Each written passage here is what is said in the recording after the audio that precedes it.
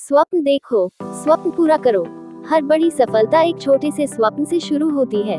ये कहानी है राहुल की, जो एक छोटे से गांव में रहता था। उसकी आंखों में कुछ कर दिखाने का सपना था, लेकिन हालात उसके पक्ष में नहीं थे। वह एक किसान परिवार से था, जहां हर दिन की जिंदगी संघर्षों से भरी होती थी। राहुल को पढ़ाई का बहुत शौक था। स्कूल से लौटने के बाद वह खेतों में काम करता और रात को मिट्टी के दिए की हल्की रोशनी में पढ़ाई करता। एक दिन उसके शिक्षक ने उसे कहा, राहुल, अगर तुम्हारे अंदर सपना देखने और मेहनत करने की ताकत है, तो कोई भी चीज तुम्हें रोक नहीं सकती। ये बात राहुल के दिल में घर कर गई। पहला कदम, राहुल ने ठान लिया कि वह इंजीनियर बनेगा, लेकिन उसके पास संसाधन नहीं थे। उसने अपने गांव के छोटे से पुस्तकालय से किताबें उधार लेकर पढ़ाई शुरू की। उसे कई बार किताबें लेने से मना कर दिया गया, क्योंकि वह किताबें खरीद नहीं सकता था। पर उसने हार नहीं मानी। कठिनाइयाँ और संघर्ष। हर रात जब सब सो जाते, राहुल जागकर पढ़ाई करता।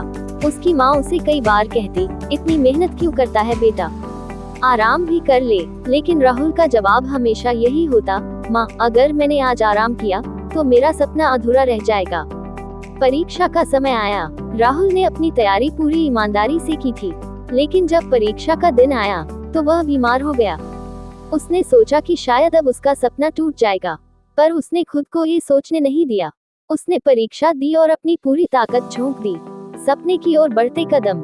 राहुल को अच्छे अंक मिले और उसे एक अच्छे कॉलेज में दाखिला मिल गया। लेकिन यहाँ भी संघर्ष खत्म नहीं हुआ। पैसे की कमी के कारण उसे कॉलेज की फीस भरने में मुश्किलें आईं। उसने छोटे मोटे काम किए, बच्चों को ट्यूशन दी और अपनी पढ़ाई जारी रखी। सपना हुआ पूरा। कई सालों के संघर्ष और मेहनत के बाद राहुल आखिरकार एक बड़ा इंजीनियर बन गया। जिस गांव से उसने शुरुआत की थी, अब उसी गांव में उसने एक स्कूल बनवाया, ताकि दूसरे बच्चों को पढ़ने और सपने देखने का मौका मिल सके।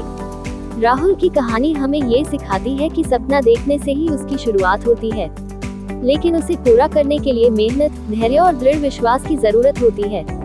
राह में मुश्किलें आएंगी, लेकिन अगर आप अपने लक्ष्य पर अडिग रहेंगे तो कोई भी आपको रोक नहीं सकता। तो याद रखें, स्वप्न देखो, स्वप्न